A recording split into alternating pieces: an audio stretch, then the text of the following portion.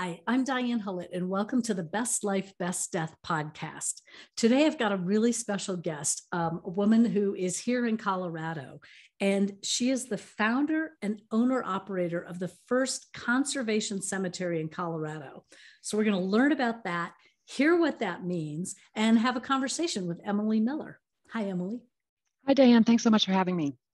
So you can find out more about the Colorado Burial Preserve at just that, coloradoburialpreserve.com. And Emily's background is that she was a licensed funeral director, and she really felt like there was an opportunity to bring this particular end-of-life option for body disposition to our state. Say a little more. Tell us about this background. Sure. I actually first found out about natural burial when I was in mortuary college studying to be a funeral director embalmer. It was part of the curriculum for funeral directing options. And I immediately thought, gosh, so that's really pretty. That's the ancestral practice. That's how, a body is returned to the earth, kind of go back to nature in the really old fashioned way. And I filed that along with the other things I was learning. And I went on to become a traditional, conventional funeral director embalmer. And I worked in big and small funeral homes in a couple different states. When I came to Colorado, I was surprised that natural burial was not a more established option here. I thought, we have this beautiful state. We have a population here of people who love the outdoors. Why isn't it possible and easy to have your final resting place be a beautiful piece of nature that's undisturbed by, mowing and human activity? So I was in the position to help a family who was looking for a natural burial plot for their father. And I really was disappointed for them that we couldn't find someplace that was truly for the lover of the mountains, for someone who wanted to rest in peace in a beautiful wild location. And I had this realization that I thought there might be some opportunity to make that a possibility and bring it to the people of Colorado. So my husband and I founded Colorado Burial Preserve in Florence. It's about an hour south of Colorado Springs, and we're open. It's available now for at-need arrangements, pre-need arrangements, and we are doing what we can to make people sort of make the old option new again and bring natural burial the old-fashioned way to the community here. I love that. And just to be really explicit, like when you say green burial or natural burial, what does that exactly mean? Sure. So I am Green Burial Council certified. I would say the terms natural and green burial are a little interchangeable, but to the extent that they can be defined, we went to the authority, the Green Burial Council, and applied for their natural burial ground certification, which we received. The rules for that are that to be buried there, no one can be embalmed, so there's no chemicals, only just natural human remains. You can use a shroud of biodegradable material or a biodegradable casket like a wicker or plain pine box. And no vault is ever allowed either. So then what you have in the burial grounds is just simply our bodies and biodegradable materials returning to the earth as the natural processes take place. And what you have as a management philosophy over the whole property is it's a nature preserve. We are doing our best to get the native inhabitants, the ecosystem cycles that ought to be thriving there, thriving. We're doing our best to ameliorate the situation with invasive species, which we have a significant problem with in Colorado, and just maintain it as a beautiful piece of nature that people can visit for, a peaceful final resting place. Incredible. And are there any kind of markers or headstones, or can someone put something where the family knows where the spot is? Yeah, what we're doing, we have a couple different options. The policy is that it has to blend with this environment where you feel like you're still in nature. So we can do headstones, but they're not supposed to be square or rectangle. They have to be kind of rough hewn and boulder shaped. I actually have a local in-county source for them so that we don't have the carbon footprint of importing marble from Italy or anything like that. So we have these local quartzite boulders that can be engraved with pretty much any personalization. Beautiful. And I saw on your website, there's someone who's put up like a low stake that's the proper height for a bird's nest. Right. That was really incredible. So the woman's name is engraved, and then there's a birdhouse for, I forget which kind of bird it is. maybe a Yeah, yeah. mountain bluebird or something that's like native to the area.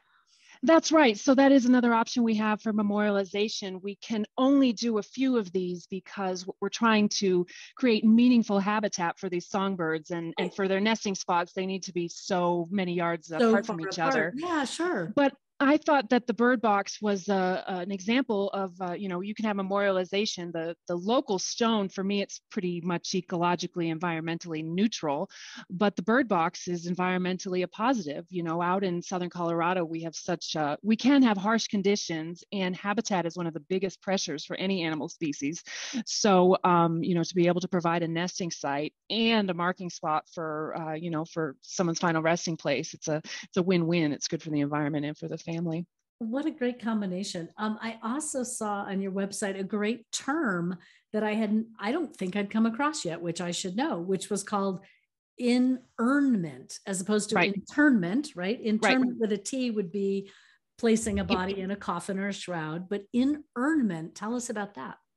Right. So inurnment is a fancy funeral industry word for placing an urn in a final resting place. This could be in a niche in a cemetery, or an in-ground inurnment would be a fancy way of saying we bury dad's ashes. So we do have, the burial gardens we have are set up to accommodate both full body natural burial and in-ground inurnment. The idea being that even when a family chooses cremation over full body burying, there's still a great benefit to having a final resting place. You can still have a headstone, so your family has this monument, landmark of memory and a place to return to. All of our plots, whether they're burial or cremation, we enroll them in a restoration program where we sort of nurse back the damage done by the excavating so that we can make sure the right grasses and flowers are growing on there in perpetuity. So there's this ecological benefit to burying the cremated remains and restoring the earth above. It's for me, it's almost a literal way of thinking of the way a new life can come from a life that's lost, is you sort of nourish the soil and you have beauty to return to. Very much. And I appreciate you bringing up the invasive species. I know after the flood here in Boulder some years back, I mean, what happened on the disrupted earth from the flood was all these invasive species just immediately, thistles went crazy. And it was really interesting to see that so much does come back in a burn area or a dug up area. Right. But often the thing that comes back is what you don't want to have come back. So you're right. Work hard for that. The reason these species are invasive is because they're specialists at being colonizing these challenging areas. And as humans, when we do pretty much anything, it creates one of these challenging areas. When we build a home or a shopping mall or a road, all the excavation, it's the perfect environment for the invasive species to come back first. Now, some of these are bigger challenges than others. Cheatgrass is a major problem in Colorado, and it's a big challenge because of how easily it spreads. Other invasive species like tumbleweed actually can do some good. Tumbleweed is one of the first to come on a disturbed area. Oh, but it grows, there's a reason they call it a weed. It grows up tall, fast. So it actually provides good shade and habitat for small creatures. It is edible to large creatures when it's young. But the reason it can actually do well is, of course, you have tumbleweed, it tumbles away, right? That's what it's famous for. And it spreads its seeds while it's doing that. When it breaks off at the ground level, the roots stay in place. And as they sort of decompose, they can create a microbial environment that's better for the native seeds that might also be in the soil trying to get a hold. So this native invasive species problem is far and wide and multi-layered. But what we're trying to do is a chemical-free proactive management plan, which means that anytime we have disturbed areas, whether it's from a burial or from some of the other development that we're doing, it is my company's policy to always put in the seed mixture that we have of good, beneficial native players, so that at any and all times we're at least competing with the invasives. Then we can hand pull them, hand mow them as appropriate, depending on what species we're talking about, but always just with this additive, cumulative effort of putting the seeds of the good guys in the soil and hoping for the right conditions to get them going well. Did you know you were going to become a biologist and a horticulturalist as well as a funeral director and a ceremonialist? I have really learned a lot from my days of doing funeral hair for deceased ladies, that is for sure. So we had to hire an ecologist for consultation as part of becoming Green Burial Council certified. And I have absolutely learned a ton about horticulture and ecosystem interconnectedness and, cemetery operations too. It's been quite a learning experience. Quite a learning. Tell me, how many acres do you have? And again, this is about an hour south of Colorado Springs, so about 2 hours That's right. south of Denver for those That's who right. are not in Colorado and just orienting. And it's kind of up a little bit of a valley in the mountains. Is that right? Not true mountain town, but Yep. mountain. So Florence lies along the Arkansas River, and our the cemetery property is on the valley slopes up in between the Front Range and the Arkansas River. So this is a like windswept Colorado prairie. It's usually sunny. It's almost always windy. We have beautiful view of the Front Range, of Pikes Peak area, and of the Arkansas River Valley. The cemetery property is the cemetery itself surrounds a central hill or mountain that's on our property. So the ring road that leads to the various burial gardens goes around this mountain. And as you take this tour around, you have these varying views to the south, to the east, to the west, etc. So we really have kind of different flavors, some of which are more kind of a meadow. You would think of these wide open vistas. We also have pinyon shrubs and juniper trees on the property. So some of the burial gardens are a little bit more nestled. You kind of feel a little bit more alpine because you're tucked in between the trees and the mountain. I love it. I love what you wrote to me in an email. I asked Emily how she got started, and she said, I started from a conviction that it must be possible, ruled out any plot of land that had prohibitive zoning, and went from there, learning what I needed to know along the way. Say again, how many acres is it total? So the whole property is 80 acres. The preserve is on 65. We have a drainage canyon that's kind of cutting off one corner. So it's good because there's nature there that won't be disturbed by anything because of this canyon, but it won't be able to be used for the public part of the preserve. So then we have 65 acres, which is going to include these burial areas. We'll also have a little service chapel for having a ceremony, and some hiking trails available as well for people who just want to have this kind of nature immersive experience. Beautiful. That was going to be my next question. I was picturing some kind of a platform or, a space, a gazebo, something very, I'm sure. Oh, yeah. You can take the funeral director out of the chapel, but, it was definitely something I wanted to include it. So what we're going to have is an outdoor amphitheater. It actually faces due east. So I don't know that anyone will come and have a sunrise funeral, but I welcome them if anyone wants that. Oh, that is just a gorgeous image. I love that. Yeah. Yeah. What do you know, Emily, about like, are these becoming more common? Do you expect more in Colorado? Do you think there are several of these in other states? Do you know anything about the nation as a whole? I do think natural burial, as old as it is also part of a new movement here, and that we will continue to see more options coming in Colorado and nationwide.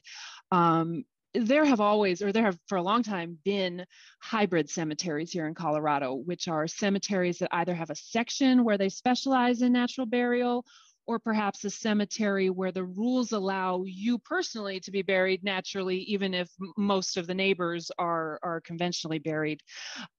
So to the extent that these kind of arrangements are possible, I think you're going to see more and more cemeteries offering them, because I think families are going to ask for them. That was my experience in funeral service. Was it's not an unreasonable request. It's just an unusual request now, but it used to be the normal way of doing things. And with perseverance, it'll be the normal way of doing things in the future. Beautiful. Oh, well, thank you so much for joining me today. I feel like this is going to raise questions for people. So if any listeners have questions, you should email me or email Emily, and please, yeah, we'll try to answer them, because I agree with you. I mean, I definitely hear people speak to this, and some people say, no, that isn't what I would want at all. But many people are interested in this kind of very simple, classic burial with some new options about where that could be. You mentioned the word simple. I think a lot of people assume that if you don't want a lot of fuss made around your death, that cremation and no funeral or no services at all is what that looks like. And I think that a natural burial rite can be an incredibly simple thing to do with the dead. And I think there's a lot of healing that, people, when you go through a graveside service in a place of nature like that, you say goodbye in a way that you don't when you send someone off for cremation and collect the urn at a later date. So, I think when people think of, oh, well, don't make a fuss out of me, I'll be gone, I think a lot of people like the idea of returning to the earth. It's sort of the least fuss there could possibly be. So that's the message, is not only is this simple, but it's beautiful. It's good for the earth. It's good for the community. So I love that. I love that. I do think it's interesting how many people express, like, don't make a fuss over me. And I always want to say, well, it probably isn't really so much about you as about moving people into and through and with their grief about the loss of you. So yeah, fuss needs to be made, but it doesn't have to be extravagant or over the top, but a real genuine kind of connection to naming the loss of the death. Yeah. It's a great subject for a whole nother podcast. I know. I think maybe we have to have that whole other podcast. That sounds great, Emily. Right. Thank you so much. Anybody looking to learn more about this, Emily's got a lot of really good information on her website at coloradoburialpreserve.com. And you've been listening to the Best Life, Best Death podcast with Diane Hullett. And today, my guest, Emily Miller. Thanks so much, Emily. Yeah, thank you.